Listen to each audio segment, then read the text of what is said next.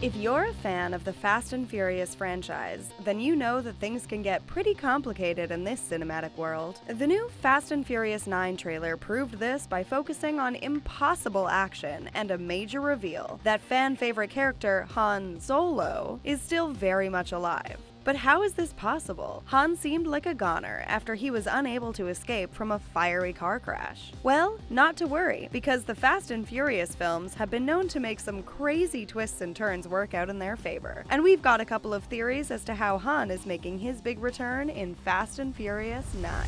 The Fast and Furious franchise is no stranger to ridiculous stunts, impossible action, crazy storylines, and every once in a while, a character that defies the odds and returns from beyond the grave. This seems to be the case with the upcoming film in the franchise, Fast and Furious 9. The trailer is packed full of action and leaves many questions yet to be answered. But the most shocking moment and the biggest mystery that has yet to be revealed is how Han Lu is back. Near the end of the trailer, Han walks in on Dom and the crew like he hasn't even been injured, eager to team up again for the team's next daring adventure. But how is Han still alive? We last saw him trapped in a vehicle just before it exploded. And then Dom and the family spent an emotional period of time mourning his loss at the end of Fast and the Furious 7. So, what gives? Well, Han Lu is no stranger to untimely demise. The character, played by actor Sung Kang, originally met his end in the franchise's third movie, The Fast and the Furious Tokyo Drift. In the film, he gets into a brutal car crash that ends with his vehicle exploding in a ball of flames. But Han proved to be too popular among fans to be removed from the series that quickly. Thanks to some timeline shifting, he returned in future installments. This worked, because the next 3 films, Fast and Furious, Fast 5, and Fast and Furious 6, were actually prequels to Tokyo Drift, taking place between the events of the second and third film. The circumstances of Han's demise seemed pretty definitive at the time. During a car chase, his car was T-boned and flipped. Sean ran over to help, only to see Han trapped in his seat for a moment before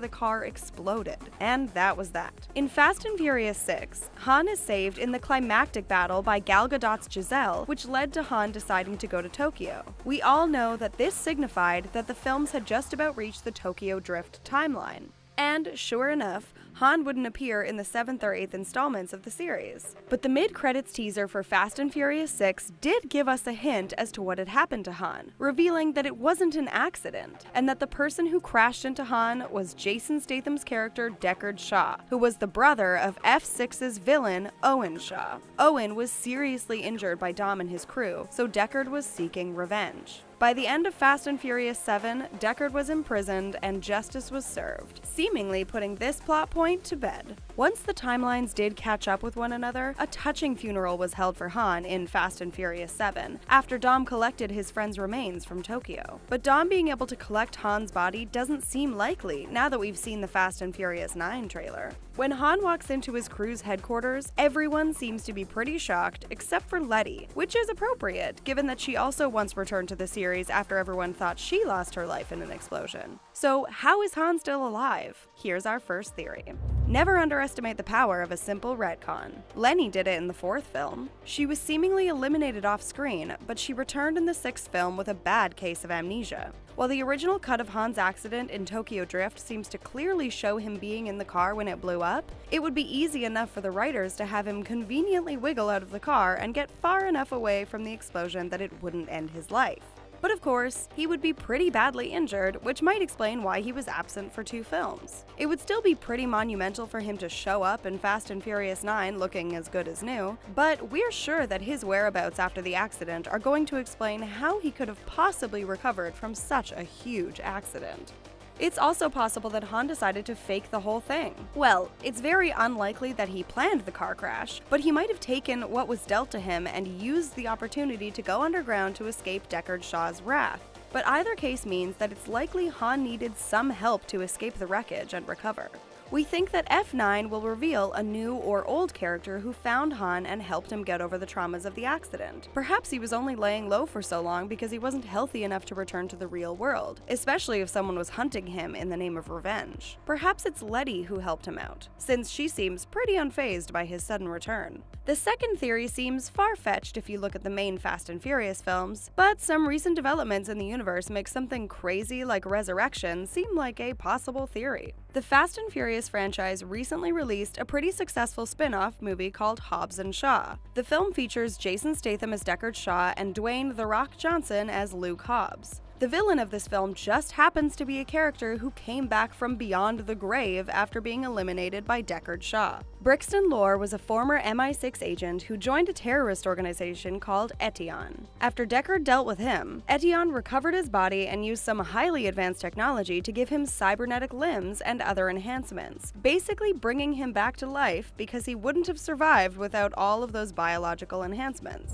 This opens up a whole new world of possibilities for the Fast and Furious franchise, including the possibility that Etion might have brought Han back. This could explain why Dom was able to collect his remains. Perhaps there were pieces left to collect, if only some of his body was saved to create the new cybernetic version. Etion could be directly involved with Han's resurrection because they might want him to help them get revenge on Shaw. They did bring back one of his victims before, so we wouldn't put it past them to try to do it again. Even if Etion is not directly involved in Fast and Furious 9, we now know that this type of technology exists in the Fast and Furious universe, and it's entirely possible that another group with similar advancements may have wanted to keep Han around for some reason. Han appears to be pretty normal in his brief appearance in the trailer, but we wouldn't put it past the Fast franchise to mainstream some of these technological possibilities so that they can be used in different places throughout the future films. Though Fast and Furious fans have been demanding justice for Han since his original demise in Tokyo Drift, and are presumably pretty happy about his return, the whole thing still needs to be handled well and in a way that makes sense, at least in the Fast and Furious world. The loss of Han carried a huge amount of emotional weight for Dom and the rest of the crew, so his resurrection deserves a lot of special attention by the writers, director, and the studio. Han shouldn't come back if all the progress that the story has made because of him is completely erased. Another worry that fans have is that Deckard Shaw is portrayed as a kind of anti-hero in Hobbs & Shaw. How can the franchise reconcile the huge rift between the Fast and Furious crew and Shaw after he was responsible for the loss of one of their friends? This was a question before Han's reappearance and is still valid now, given that Han might want to exact some revenge of his own on Shaw. No matter where Han has been for the past few films, it's safe to say that his world has been completely changed by Deckard Shaw's actions.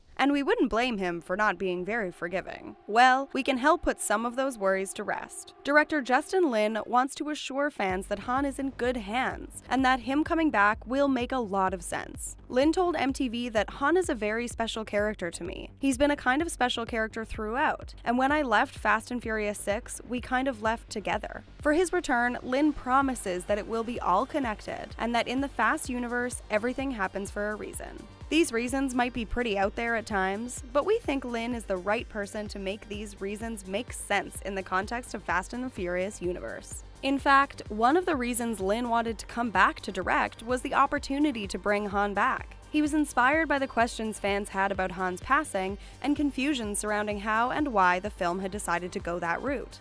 The Justice for Han hashtag has inspired Lin just as much as the fans, with Lin saying that it really kind of got in my head and inspired me that if we're gonna continue, we should have justice for Han. Plus, it makes total sense that Lin would be the one to bring Han back.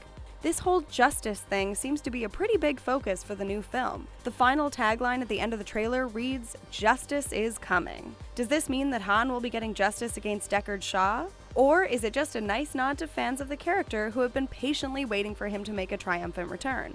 While casual fans may not be so sure what kind of justice we can expect, fans who followed the Justice for Han debacle are probably excited at the idea of Han playing a major role in the upcoming film.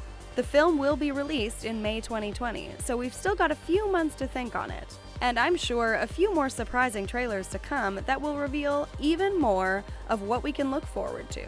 But for now, we're just excited that Han Solo is going to finally get that justice that he deserves, and that we're going to get to see him on the big screen at least one more time. So, do you agree with any of our fan theories? How are you hoping the film explains Han's return? Let us know in the comments. Thanks for watching, and be sure to like and